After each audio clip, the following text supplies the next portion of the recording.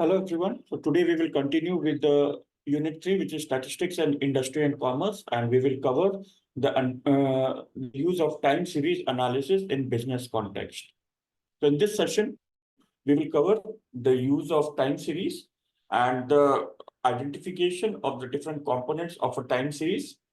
And then we will also look into different examples on how to carry out calculations of moving average to identify a trend, seasonal factors, weighted index number for price, quantity, cost, and value, and the use of last pairs and PASH index numbers. Then we will also look into examples how the results of time series data can be presented, including both additive and multiplicative series. And then further, we will look into how findings from calculations and graphs may be interpreted. We will look into some of the examples. And finally, we will also evaluate the importance of change of base year, seasonally adjusted values, forecast values, and index linking. So let's begin with the explanation of the use of time series analysis in a business context. So time series analysis is a valuable statistical technique which is employed across a range of industries for conducting temporal data patterns, for in fact assessing temporal data patterns. So it serves as a crucial tool for understanding historical data, making informed decisions, and forecasting future trends. So basically it is used for predictive analysis. So we will look into the use of time series along with our preferences. So the first use of time series in business context is for trend analysis. So trend analysis, it basically refers to how the future data or the future pattern will look like using the historical data. So it helps the businesses in identifying and quantifying long-term trends in various business metrics such as sales, revenues, and customer behavior. Then understanding these trends is essential for strategic planning and goal setting. So all these, remember, whenever you are doing a trend analysis, always remember that it is based on the historical data. So you may not, in fact, 100% rely on trend analysis. So then next is the seasonal pattern detection. For example, some of the industries such as steel sector, they are cyclical businesses. So the businesses, they often face periodic variations in their operations due to seasonal factors such as holidays, weather, business cycles. So time series and seasonal pattern, while time series can help in predicting the future demand or supply, in these the seasonal analysis is much more relevant in this, which helps the company in enabling to adjust their strategies accordingly. Then we have demand forecasting. So accurate demand forecasting is crucial for inventory management, for production planning, and supply chain optimization. So why in inventory management? Because if you cannot project the demand accurately, you may end up either very high inventory, which may lead to inventory holding costs, or very low inventory, which may result in loss of opportunity for the business. Therefore, demand forecasting is used in time series analysis for a near accurate prediction of the demand. Then you have financial forecasting. So time series is used in financial forecasting for predicting the movement of a stock price, currency exchange rates, and interest rates. So investors and financial institutions, they generally rely on these forecasts to make investment decisions. Then time series analysis is also used for budgeting and financial planning. So it is in this, the time series is used to project future financial performance, helping in the creation of budgets and financial plans for the organization. Then finally, excuse me. Finally, time series analysis is used for customer behavior analysis, which means that the retailers, the e-commerce company, they help in they work towards analyzing the demand pattern of retailers to analyze the customer behavior and purchase patterns, website traffic, and conversion rates. For example, the demand may be very high during holidays such as New Year or Christmas, but it may be very lean during the summers. So the use of time series, it helps the organization in optimizing marketing strategies. So next, we look into the different components of a time series. So a time series, it comprises of data points collected at regular intervals of time. So it can be decomposed into several components which help in understanding the underlying patterns and variations within the data. So therefore it comprises of various components which need to be understood individually. The first component is the trend component. So the trend component, it represents the long-term direction or movement in the data over time. So it indicates whether the data is generally increasing, decreasing, or staying relatively constant. So that helps in analyzing the trend of any data. For example, in a stock price movement, if you see the long-term trend is up, then you can draw a trend line. And if the stock price falls below that trend line, then you can say that the trend line has been broken and there is likely to be a reversal. So then we have the seasonal component, like we studied earlier also. The seasonal component accounts for systematic or calendar-related patterns. For example, the sales generally increase during the Black Friday or during the Christmas. So that is a seasonal component for e-commerce retailers. So these patterns, these help in uh, corresponding to various seasonal variations such as quarterly business cycles, monthly sales fluctuations, or daily temperature changes. Then we have a cyclical component. So the cyclical component, it captures the long-term fluctuations in the data that do not follow a fixed regular pattern like seasonality. So a cyclical component, it can last for extended period and may be influenced by economic or business cycles. For example, if there is a recession in the economy, so the cyclical component will continue as far as there is recession.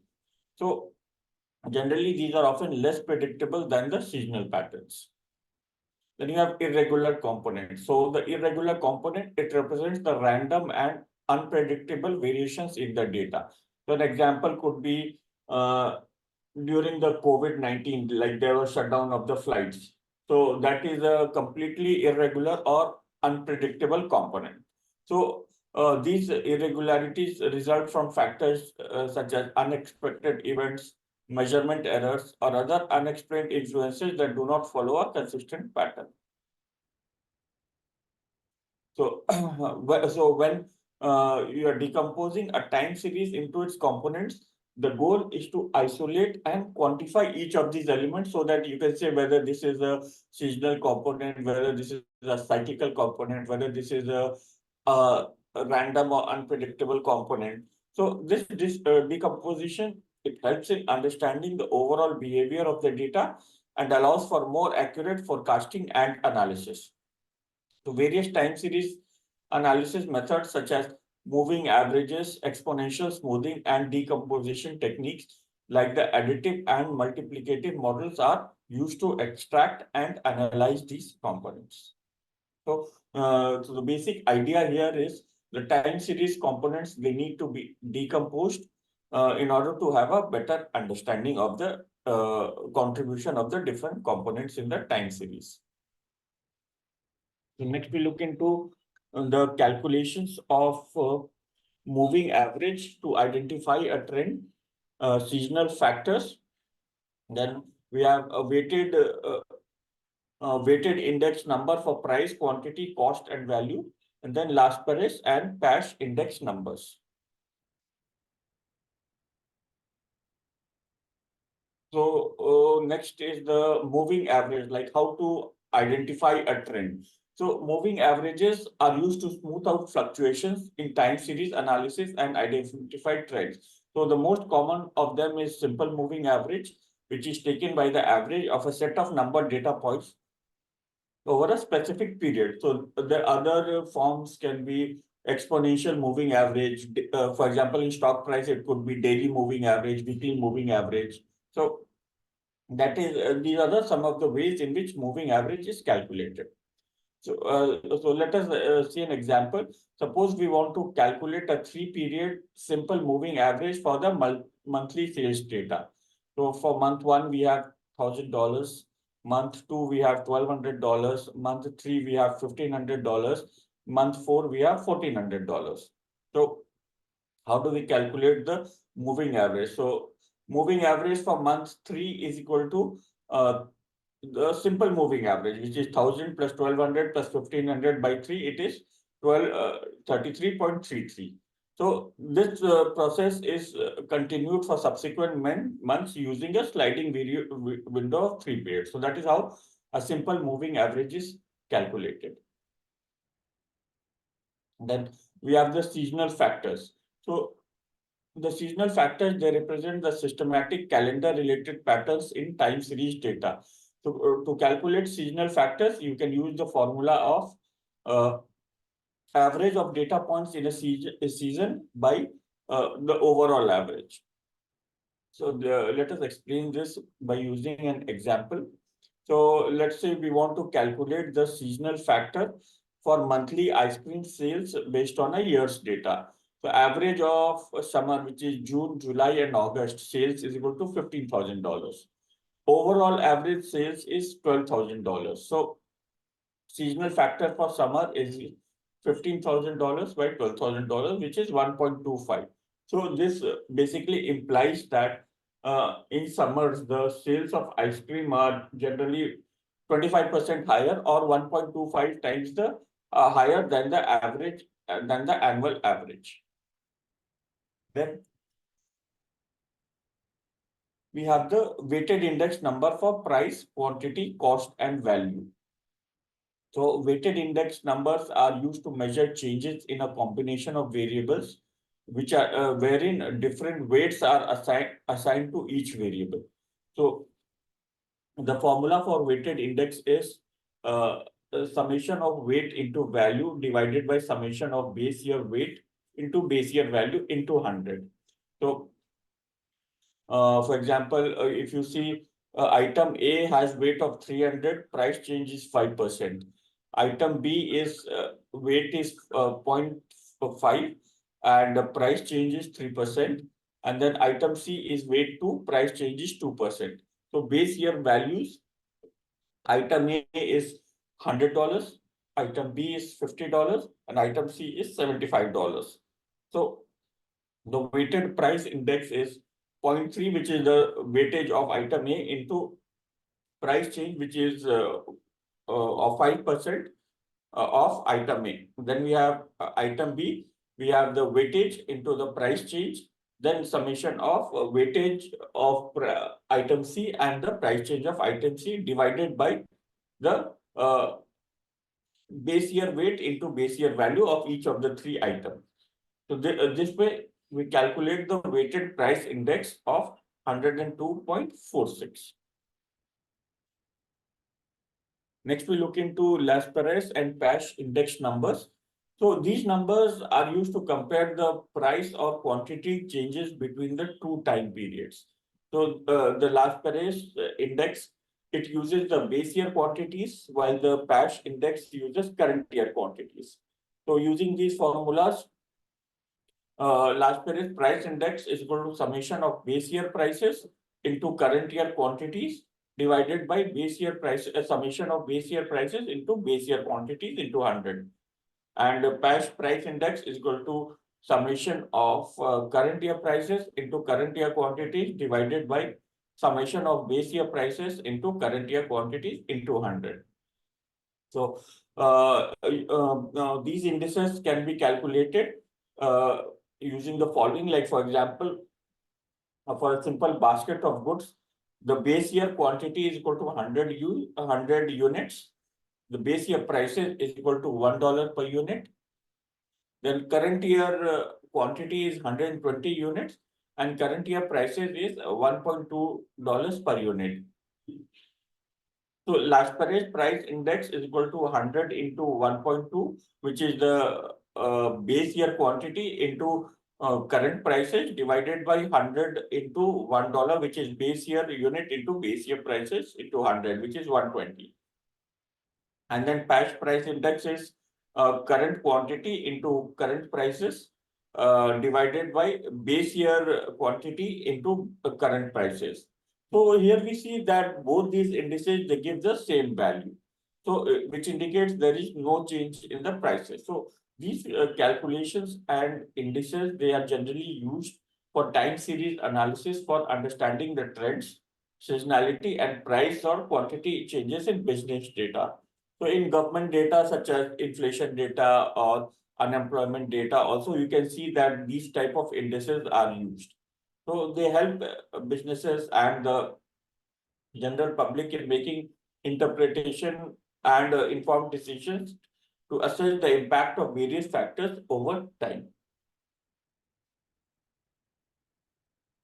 So next we look into examples how the results of time series can be presented, including both additive and multiplicative series. So time series, it can be presented in various formats to help analysts and decision makers understand the underlying patterns and trends. So the presentations often depends on whether the time series is considered additive or multiplicative. So let's describe how the results can be presented for both types of series using examples. So additive time series presentation, it is in this, the components, for example, the trend, the seasonality, the cyclical are added together to form the observed data. So all of these you have to add for arrival of the observed data. So presenting such series involves displaying the various components separately. So monthly sales data for a retail store can be presented with an additive decomposition. So the trend component, it is a line chart showing the long-term sales trend. The seasonal component, it is a bar chart or line chart displaying the seasonal pattern for each month, typically over multiple years. And then the irregular component, it is the line chart or scatter plot showing the residuals or irregular fluctuations around the trend and seasonality. So by presenting each of these components individually, it becomes easier to visualize and analyze the contributions of each part of the overall time series. So now we look into multiplicative time series presentation. So in a multiplicative time series, the components are multiplied together to form the observed data. So by presenting a multiplicative series, it involves displaying the components in such a way that it highlights their relative importance and interactions. So for example, we look into monthly electricity consumption data for a region with a multiplicative decomposition. So the trend component, it is illustrated by a line chart which shows the long-term growth or decline in electricity consumption. Then we have the seasonal component. So it indicates a line chart or bar chart representing the seasonal patterns, typically as a percentage of the trend. For example, if the trend is 100 units and the seasonal component for July is 10%, it means the July's consumption is 110 units. Then you have irregular component, so a line chart or scatter plot which shows the irregular fluctuations around the trend and seasonality, often as a percentage deviation from the trend. So again, the irregular is the unpredictable component in the time series data. So additional presentation techniques. So in addition to the component-based presentation, which is additive, multiplicative of trend analysis, seasonality, cyclical, and irregular time series. The time series can also be presented using the time series plot, autocorrelation function, or the partial correlation function plot. So the time series plot, it is a line chart showing the original data over a time, which includes all the components. In the autocorrelation function plot, it shows the correlation between the time series and its lagged values helping identify autocorrelation patterns. Then we have partial autocorrelation function plot, so which shows the partial correlation between a time series and its lagged values, useful for identifying the order of autoregressive terms like ARIMA models. So these are like advanced models. You can also browse this Google. So to understand the use of these additional presentation techniques in time series analysis. So overall, these presentation techniques, they help stakeholders gain insights into the data, identify patterns, and make informed decisions. So whether using additive or multiplicative decomposition, the choice depends on the nature of the time series and the specific insights which are required.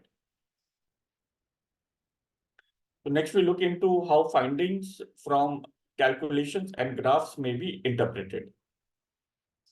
So interpreting findings from calculations and graphs, it is essential because the management dashboard, it is generally presented using the graphs where in a more, visual representation format. So trend analysis. So you have calculated a simple moving average for monthly sales data. So the trend line increase, it shows an upward trajectory. So the interpretation is that the sales have been increasing over time. So this information can help the decision makers in allocating resources for business expansion and product promotion. Then we have seasonal pattern detection. So you have created a seasonal decomposition of quarterly revenue data, and the seasonal component shows a spike in Q4 of every year. So the interpretation is that the upward trend suggests that sales have been increasing over time, and that the organization needs to be well prepared for the Q4 sales, and they should have enough stock in the inventory. So this again helps the decision making in allocating resources for business expansion and product promotion. Then you have seasonal pattern detection. So the example is that you have created a seasonal decomposition of quarterly revenue data, and it shows a spike. Sorry, it is the same thing. So the Q4 spikes indicates a seasonality effect likely related to holiday sales. So insight can inform inventory management and marketing strategy, thereby emphasizing the importance of Q4 preparations.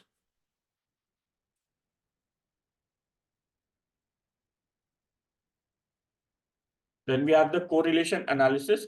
So then example, you have conducted a correlation analysis between advertising spending and monthly sales. The correlation coefficient is 0.8. So the interpretation is that it indicates a strong positive relationship between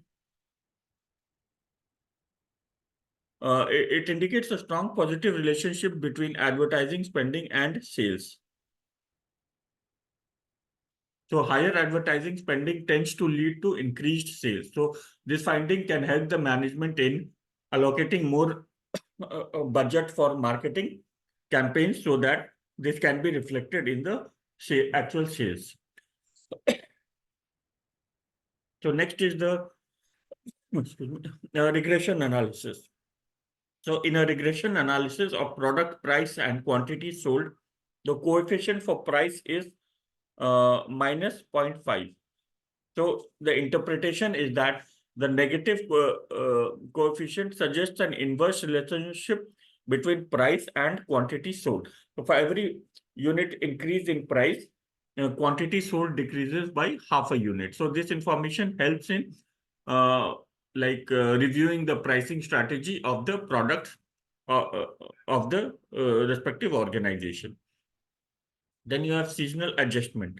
So after seasonally adjusting quarterly revenue data, you notice that Q4 is no longer the highest quarter. So the interpretation of this is that seasonal adjustment removes the seasonal effect, providing a clear view of underlying trends. So in this case, it suggests that the traditionally strong Q4 performance was influenced by seasonality, and other quarters may require more attention. Then we have forecasting. So the example is that using a time series data, you have generated a sales forecast for the next year, showing an expected 10% increase. So the interpretation is that the 10% forecasted increase indicates expected sales growth. This information can be used for production planning and resource allocation to meet higher demand. Then you have anomaly detection. So an anomaly detection algorithm identifies an unusual spike in website traffic on a specific day. So the spike may be due to one-time event or promotion. For example, big billion days on Amazon Prime. So that could be the anomaly. It prompts further investigation to understand the cause and whether it presents an opportunity or a challenge for the respective organizations. Then you have cluster analysis. So in cluster analysis, basically you collect a sample from respective clusters. So you have identified distinct customer segments. For example, it could be like female in the range of 18 to 25 based on purchasing behavior. So recognizing customer segments can guide marketing efforts. For instance, you might tailor promotions to appeal to different customer groups, thereby enhancing customer satisfaction and retention. So in all these cases, interpreting findings involves understanding the data analysis, and it results in the context of the specific problem or question at hand. So it allows decision makers to draw actionable insights, make informed choices, and optimize business strategies based on the data-driven evidence presented by calculations and the graphs. So that is how the use of graphs and data can help you in taking informed decisions. So now next we look into the importance of change in base year, seasonally adjusted values, forecast values, and index linking. So change in base year. So what happens when you change the base year for any data set? So changing the base year in an index is crucial for ensuring that the index reflects current economic conditions accurately. So it helps in accounting for inflation and adjusting for changes in the composition of goods or services over time. So a change in the base year is particularly relevant in economic indicators such as GDP, measurement of price indices or unemployment data, as it provides a more relevant and up-to-date measure of economic performance. So for example, consider a consumer price index with a base year of 2010. As the economy changes, the consumption patterns of households evolve. So updating the base year to 2020 reflects the new consumption patterns and provides a more accurate measure of inflation. Then you have the seasonally adjusted values. So seasonal adjustment is crucial for understanding the underlying trends and patterns in time series data by removing the effects of regular seasonal variations. So this allows for a clear assessment of the true changes in the data. So it is particularly important in economic and business data analysis to distinguish between short-term fluctuations and long-term trends. So for example, sales often have pronounced seasonal patterns, for example, holiday spikes. So by seasonally adjusting the data, retailers can identify whether any apparent growth or decline in sales is due to actual changes in consumer behavior or simply seasonal effects. Then you have the forecast values. So forecast values, it provides critical information for planning and decision making. So they allow businesses to anticipate future demand, sales, or other relevant variables. So accurate forecasts are essential for inventory management, production planning, resource allocation, and budgeting. So for example, a manufacturing company uses sales forecast to determine how much of each product to produce in the upcoming months. So this ensures that they have enough inventory to meet the customer demand without overstocking. Then we have the index linking. So it basically relates to the linking the price of any product or service with a respective index. So it involves connecting two or more indices from different periods and allowing for meaningful comparisons. So this is particularly valuable in tracking changes in economic indicators over time, especially when analyzing trends or making policy decisions. So example, so when comparing the performance of a pension fund over multiple years, index linking ensures that the returns are adjusted for inflation. So this provides an accurate measure of the real return on investment. So basically, in conclusion, changing the base year helps in maintaining the relevance of indices. Seasonally adjusted values provide a clear view of underlying trends. Forecast values assist in planning and resource allocation. And index linking, it allows for meaningful comparisons across different time periods. So utilizing these components effectively enhances the accuracy and usefulness of the time series data in making informed decisions in various domains, including economics, finance, business, and policy making. So that is all for today. In case if you have any questions, you can let me know.